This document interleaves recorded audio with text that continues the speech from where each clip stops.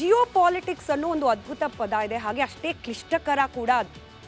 ಇದರದೇ ಒಂದು ಭಾಗವಾಗಿ ಮಾಲ್ಡೀವ್ಸ್ ಚೀನಾ ಪರವಾಗಿ ಹೆಜ್ಜೆಯನ್ನ ಇಡ್ತಿದ್ದ ಅಂಧಕಾಲത്തിൽ ಭಾರತದ ಸ್ನೇಹಿತ ರಾಷ್ಟ್ರವಾಗಿದ್ದ ಮಾಲ್ಡೀವ್ಸ್ಗೆ ಕೌಂಟರ್ ಕೊಡೋ ಭಾಗವಾಗಿ ಪ್ರಧಾನಿ ನರೇಂದ್ರ ಮೋದಿ ನಮ್ಮ ದೇಶದ ಲಕ್ಷದ್ವೀಪ ಅಲ್ಲಿನ ಟೂರಿಸಂ ಅಭಿವೃದ್ಧಿ ಬಗ್ಗೆ ಯಾವಾಗ ಪ್ರಸ್ತಾಪ ಮಾಡಿದ್ರು ಮೋದಿ ಅವರ ನಡೆ ನುಡಿ ಇದೆಲ್ಲದಕ್ಕೂ ಕೂಡ ಟೀಕೆ ವ್ಯಕ್ತವಾಯಿತು ಮಾಲ್ಡೀವ್ಸ್ನಿಂದ. ಆದರೆ ಇದೀಗ ಮಾಲ್ಡೀವ್ಸ್ನಲ್ಲಿ ನಾಲಿಗೆ ಹರಿಬಿಟ್ಟಿದ್ದ ಮೂವರು ಸಚಿವರ ತಲೆದಂಡ ಆಗಿದೆ. ಮೋದಿ ಹಾಗೆ ಭಾರತದ ವಿರುದ್ಧವಾಗಿ ಮಾತನಾಡಿದ್ದ ಮಾಲ್ಡೀವ್ಸ್ನ ಮೂವರು ಸಚಿವರು ಭಾರತದಲ್ಲಿ ರೂಮ್ಗಳು ಗಬ್ಬು ನಾರುತ್ತೆ ಅನ್ನೋದ್ರಿಂದ ಹಿಡಿದು ಮೋದಿ ಒಬ್ಬ ಜಾದೂ ಮಾಡುವವ ಅನ್ನೋವರೆಗೂ ಕೂಡ ಮಾತನಾಡಿದ್ದ ಒಟ್ಟು ಮೂವರು. ಮರಿಯಂ ಶಿಯೂನಾ, ಮಾಲ್ಶಾ ಹಾಗೂ ಹಸನ್ ಜಿಹಾನ್ ಈ ಮೂವರನ್ನ ಕೂಡ ಮಾಲ್ಡೀವ್ಸ್ ಸಂಪುಟದಿಂದ ವಜಾ ಮಾಡಲಾಗಿದೆ. ಇಂಥ ಹೇಳಿಕೆಯಿಂದ ದ್ವಿಪಕ್ಷೀಯ ಸಂಬಂಧದ ಮೇಲೆ ತೀವ್ರ ಪರಿಣಾಮ ಬೀರುತ್ತೆ, ಮಾಲ್ಡೀವ್ಸ್ ಪ್ರವಾಸೋದ್ಯಮವನ್ನು ಕೂಡ ಇದು ಪರಿಣಮಿಸುತ್ತೆ ಅನ್ನೋ ಉದ್ದೇಶದಿಂದ ಎಚ್ಚೆತ್ತಿರುವ ಮಾಲ್ಡೀವ್ಸ್ ಸರ್ಕಾರ ಈ ಕ್ರಮವನ್ನ ಕೈಗೊಂಡಿದೆ.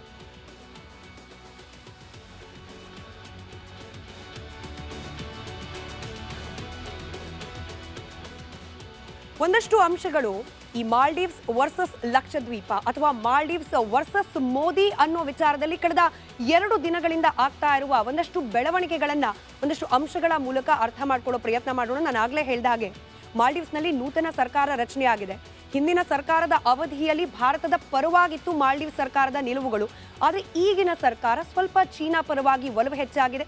ಇದಕ್ಕೆ ಕೌಂಟರ್ ಕೊಡೋ ನಿಟ್ಟಿನಲ್ಲಿ ಲಕ್ಷದ್ವೀಪ ಟೂರಿಸಂ ಡೆವಲಪ್ಮೆಂಟ್ ಬಗ್ಗೆ ಪ್ರಧಾನಿ ನರೇಂದ್ರ ಮೋದಿ ಅವರು ಪ್ರಚಾರ ಮಾಡಿದರು. ಇದಕ್ಕೆ ಕೌಂಟರ್ ಅನ್ನೋ ರೀತಿಯಲ್ಲಿ ಮಾಲ್ಡೀವ್ಸ್ನ ಸಚಿವರು ಭಾರತವನ್ನ ಅವಹೇಳಿಸಿ ಒಂದಷ್ಟು ಮಾತುಗಳನ್ನು ಆಡಿದರು.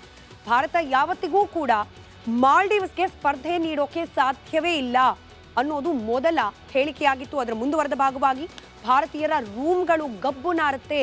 ಇದರ ಜೊತೆಗೆ ಮಾಲ್ಡೀವ್ಸ್ ಸಚಿವ ಜಹೀದ್ ರಮೀಜ್ ಈ ರೀತಿಯಾಗಿ ಟ್ವೀಟ್ ಮಾಡಿದ್ರು. ಇತರೆ ಮಾಲ್ಡೀವ್ಸ್ ಸಚಿವರೂ ಕೂಡ ಈ ಸಚಿವರ ಹೇಳಿಕೆಗೆ ಪೂರಕವಾಗಿ ಹೇಳಿಕೆಗಳನ್ನ ನೀಡಿದ್ರು. ಇದು ವಿವಾದಕ್ಕೆ ಕಾರಣವಾಗಿತ್ತು. ಭಾರತೀಯರು ಎಲ್ಲಾ ಕಡೆ ಅಂದ್ರೆ ಸಿಕ್ಕ ಕಡೆಗಳಲ್ಲಿ ಮೂತ್ರ ವಿಸರ್ಜನೆ ಮಾಡ್ತಾರೆ. ಶುಚಿತ್ವ ಅನ್ನೋದು ಏನು ಅನ್ನೋದು ಭಾರತೀಯರಿಗೆ ಗೊತ್ತಿಲ್ಲ. ಪ್ರವಾಸಿಗರಿಗೆ ಆತಿಥ್ಯ ಹೇಗೆ ವಹಿಸಬೇಕು ಅನ್ನೋದ್ರ ಬಗ್ಗೆ ಭಾರತೀಯರಿಗೆ ಅರಿವಿಲ್ಲ. ಇತ್ಯಾದಿ ಮಾತುಗಳನ್ನು ಆಡುವ ಮೂಲಕ ಭಾರತದ ಪ್ರವಾಸೋದ್ಯಮಕ್ಕೆ ಅವಹೇಳನೆ ಆಗೋ ರೀತಿಯಲ್ಲಿ ಮಾತುಗಳನ್ನಾಡಿದ್ರು. ಇನ್ನು ಭಾರತದಲ್ಲಿ ಸುಂದರ ಬೀಚ್ಗಳೇ ಇಲ್ಲ, ಲಕ್ಷದ್ವೀಪ ಅಂತ ಹೇಳಿ ಉದಾಹರಣೆ ಕೊಡ್ತಿದ್ದಾರೆ. ಆದರೆ ಮಾಲ್ಡೀವ್ಸ್ಗೆ ಕಂಪೇರ್ ಮಾಡುವಂತಹ, ಮಾಲ್ಡೀವ್ಸ್ ಟೂರಿಸಂಗೆ ಕೌಂಟರ್ ಕೊಡುವಂತಹ, ಟಕ್ಕರ್ ಕೊಡುವಂತಹ ಸುಂದರವಾದ ಬೀಚ್ಗಳು ಭಾರತದಲ್ಲಿ ಇಲ್ಲವೇ ಇಲ್ಲ ಅಂತ ಹೇಳಿ ಮಾತನಾಡಿದ್ರು. ಇನ್ನು ಮೋದಿ ವಿರುದ್ಧ ಕೂಡ, ಪ್ರಧಾನಿ ನರೇಂದ್ರ ಮೋದಿ ವಿರುದ್ಧ ಕೂಡ ಆಕ್ಷೇಪಾರ್ಹ ರೀತಿಯಲ್ಲಿ ಮಾತುಗಳನ್ನಾಡಿದ್ರು ಮಾಲ್ಡೀವ್ಸ್ನ ಸಚಿವರು. ಭಾರತದ ಹೈಕಮಿಷನ್ ಕೂಡ ಮೋದಿ ನಿಂದನೆ ಬಗ್ಗೆ ಪ್ರಸ್ತಾಪ ಮಾಡಿತ್ತು. ಬಾಯ್ಕಾಟ್ ಮಾಲ್ಡೀವ್ಸ್ ಅನ್ನೋ ಅಭಿಯಾನ ಕೂಡ ಪ್ರಾರಂಭವಾಗಿತ್ತು. ಇದರ ಪರಿಣಾಮ ಎಷ್ಟು ಗಂಭೀರವಾಗಿರುತ್ತೆ ಅನ್ನೋದನ್ನ ಮುಂದಿನ ಕೆಲ ಅಂಶಗಳಲ್ಲಿ ನಿಮ್ಮ ಮುಂದೆ ಇಡ್ತಾ ಹೋಗ್ತೀವಿ. ಇನ್ ಕೇಸ್ ಏನಾದರೂ ಭಾರತೀಯರು ಹೆಚ್ಚಿನ ಪ್ರಮಾಣದಲ್ಲಿ ಬಾಯ್ಕಾಟ್ ಮಾಲ್ಡೀವ್ಸ್ ಅನ್ನೋ ಈ ಅಭಿಯಾನಕ್ಕೆ ಸಾಥ್ ನೀಡಿದ್ದೇ ಆದಲ್ಲಿ ಇಡೀ ಮಾಲ್ಡೀವ್ಸ್ನ ಜೀವಾಳ, ಆದಾಯದ ಪ್ರಮುಖ ಮೂಲವಾಗಿರುವ ಪ್ರವಾಸೋದ್ಯಮಕ್ಕೆ ಅತಿ ದೊಡ್ಡ ಹೊಡೆತ. ಇದರಿಂದಾಗೆ ಎಚ್ಚೆತ್ತುಕೊಳ್ತು ಮಾಲ್ಡೀವ್ಸ್ ಸರ್ಕಾರ ಮೂವರು ಸಚಿವರನ್ನ ವಜಾ ಮಾಡಿದೆ. ಹಾಗಾದ್ರೆ ಯಾವ ರೀತಿ ಮಾಲ್ಡೀವ್ಸ್ನ ಸಚಿವರ ಈ ರೀತಿಯ ಉದ್ದಟತನದ ಹೇಳಿಕೆಗೆ ಮರ್ಮಾಘಾತವನ್ನ ಕೊಡ್ತು ಭಾರತ, ಅದರ ಅಂಶವನ್ನ ಕೂಡ ನಾವು ಗಮನಿಸ್ತಾ ಹೋಗೋಣ. ಮಾಲ್ಡೀವ್ಸ್ಗೆ ನಾನು ಆಗ್ಲೇ ಹೇಳ್ತಾ ಇದ್ದ ಹಾಗೆ ಪ್ರಮುಖ ಆದಾಯ ಮೂಲ ಅಂತಂದ್ರೆ ಪ್ರವಾಸೋದ್ಯಮ. ಕೃಷಿ ಹಾಗೆ ಮೀನುಗಾರಿಕೆಯ ಜೊತೆಯಲ್ಲಿ ಪ್ರವಾಸೋದ್ಯಮ ಮೂಲ ಆದಾಯದಲ್ಲಿ ಅತ್ಯಂತ ಪ್ರಮುಖ ಪಾತ್ರವನ್ನ ನಿರ್ವಹಿಸುವ ಸೆಕ್ಟರ್. 2000 ಲೆಕ್ಕವನ್ನ ಗಮನಿಸೋಣ. 2023 ಜೂನ್ವರೆಗೆ ಲೆಕ್ಕ ಹಾಕಿದಾಗ ಬರೋಬ್ಬರಿ 8.6 ಲಕ್ಷ ಪ್ರವಾಸಿಗರು ಮಾಲ್ಡೀವ್ಸ್ ಒಂದು ಭೇಟಿ ನೀಡಿದ್ದಾರೆ ಪ್ರವಾಸೋದ್ಯಮದ ಉದ್ದೇಶದಿಂದ. ಅದರಲ್ಲೂ ಮಾಲ್ಡೀವ್ಸ್ಗೆ 10 ಜನ ಯಾರಾದರೂ ಹೋಗ್ತಾರೆ ಟೂರಿಸ್ಟ್ಗಳು ಅಂತಂದ್ರೆ ಅದರಲ್ಲಿ 10 ಮಂದಿಯಲ್ಲಿ 2 ಭಾರತೀಯರಾಗಿರ್ತಾರೆ. ಭಾರತೀಯರ ನೆಚ್ಚಿನ ಟೂರಿಸ್ಟ್ ಡೆಸ್ಟಿನೇಷನ್ ಕೂಡ ಮಾಲ್ಡೀವ್ಸ್ ಅನ್ನೋದು ಗೊತ್ತಿರೋ ವಿಚಾರವೇ. ಹೀಗಾಗಿ ಭಾರತೀಯರಿಂದ ಪ್ರವಾಸೋದ್ಯಮ ಸೆಕ್ಟರ್ಗೆ ಮಾಲ್ಡೀವ್ಸ್ಗೆ ಹರಿದು ಬರ್ತಾ ಇದ್ದ ಆದಾಯ ಕೂಡ ಬಹಳ ದೊಡ್ಡ ಪ್ರಮಾಣದಲ್ಲಿದೆ. ಭಾರತೀಯರಿಂದ ಮಾಲ್ಡೀವ್ಸ್ನ ಆರ್ಥಿಕತೆ ಬಲವೃದ್ಧಿ ಕೂಡ ಆಗ್ತಾ ಇದೆ.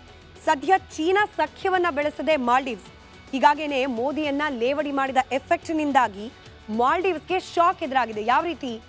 ಇಲ್ಲಿಂದ ಅಂದ್ರೆ ಭಾರತದಿಂದ ಮಾಲ್ಡೀವ್ಸ್ ಪ್ರವಾಸಕ್ಕೆ ತೆರಳಬೇಕು ಅಂತ ಹೇಳಿ ಬುಕ್ಕಿಂಗ್ ಮಾಡ್ಕೊಂಡಿದ್ದ ಅನೇಕರು ತಮ್ಮ ಬುಕ್ಕಿಂಗ್ ಅನ್ನ ಕ್ಯಾನ್ಸಲ್ ಮಾಡಿಕೊಳ್ಳುವ ಅಭಿಯಾನವನ್ನ, ಈ ಬಾಯ್ಕಾಟ್ ಮಾಲ್ಡೀವ್ಸ್ ಅಭಿಯಾನದ ಅಡಿಯಲ್ಲಿ ಬುಕ್ಕಿಂಗ್ ಅನ್ನ ಕ್ಯಾನ್ಸಲ್ ಮಾಡ್ಕೊಳ್ಳಿಕ್ಕೆ ಪ್ರಾರಂಭ ಮಾಡಿದ್ರು.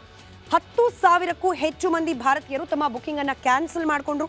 ಭಾರತೀಯರಿಂದ ಹೋಟೆಲ್ ಹಾಗೆ ಫ್ಲೈಟ್ ಟಿಕೆಟ್ಗಳನ್ನು ಕ್ಯಾನ್ಸಲ್ ಮಾಡಿಕೊಳ್ಳೋ ಅಭಿಯಾನ ಯಾವಾಗ ಪ್ರಾರಂಭವಾಯಿತು? ಬಿಸಿ ತಟ್ಟು ಮಾಲ್ಡೀವ್ ಸರ್ಕಾರಕ್ಕೆ 3 ಸಚಿವರನ್ನ ಮೋದಿ ವಿರುದ್ಧವಾಗಿ ಹಾಗೆ ಭಾರತೀಯ ಪ್ರವಾಸೋದ್ಯಮದ ವಿಚಾರವಾಗಿ, ಭಾರತೀಯರ ವಿಚಾರವಾಗಿ, ಭಾರತದ ವಿಚಾರವಾಗಿ ನಾಲ್ಗೆ ಹರಿಬಿಟ್ಟಿದ್ದ 3 ಸಚಿವರ ತಲೆದಂಡವಾಗಿದೆ.